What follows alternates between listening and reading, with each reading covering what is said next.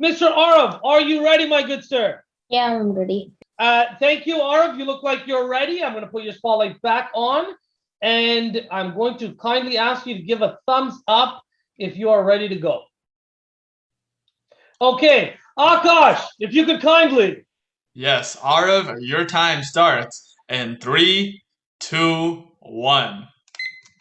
Hello, judges and esteemed members. My name is Arthur Kumar, and today I'll be telling a very scary story. So let's start. The Island of Mystery. Once upon a time, on a small island, there lived three sisters. One among those sisters always loved to hold a doll in her hand.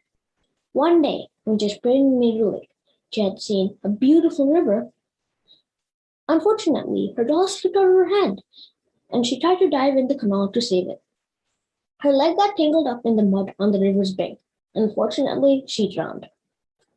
Years passed, and a camper came to that village. When he was building his tent, he heard a weird, eerie voice saying, "Why didn't you save me, Dad?" He got so scared by that voice, he tried to find out who that was.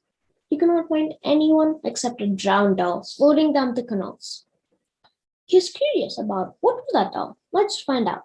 When he picked it up, the same eerie voice said, "At least now you saved me, Dad." He got so scared he was shivering. He put the doll in his bags right away and went to his village to narrate the story to his village members. When he was narrating the story to his village members, one among them said about the drowned girl. He was scared and suspected that the girl's spirit was still roaming around on that island. He thought he might be the father of the girl in his previous birth. His overgrowing superstitions led him to leave the island and leave his family and go to the island. In the eyes of the island's caretaker, he thought that one doll was not enough. So he started farming, and every time he sold his vegetables to nearby villages, he used to hang a doll to appease the vengeful soul of the little girl. Some he'd hang whole, some he'd hang torsoless, eyeless, or other parts in disrepair. The camper was extremely haunted by a girl whispering, "I want my doll," and footsteps in the dead of night. While no one actually knows what he experienced in that hut, in the thickened jungles, miles away from his village, one thing is terrifyingly certain: that the dolls are possessed by the drowned girl's spirit. They move their eyes, heads, and even whisper to each other. They're particularly disturbing at night, even more midday. They can lure neighboring villagers down onto the island.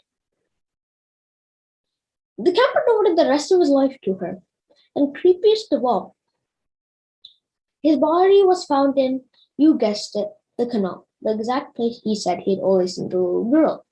He had full, clear ties to the drowned girl. Scary, right?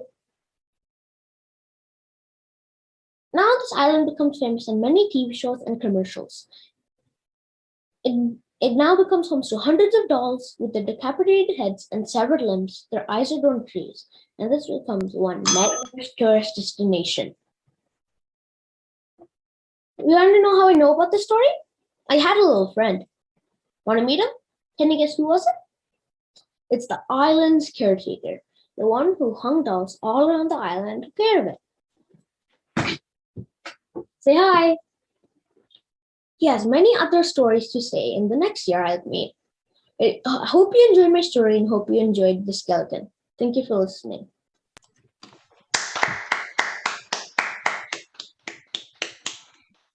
Terrific, terrific. Arav, how do you feel? I felt good like I never felt before.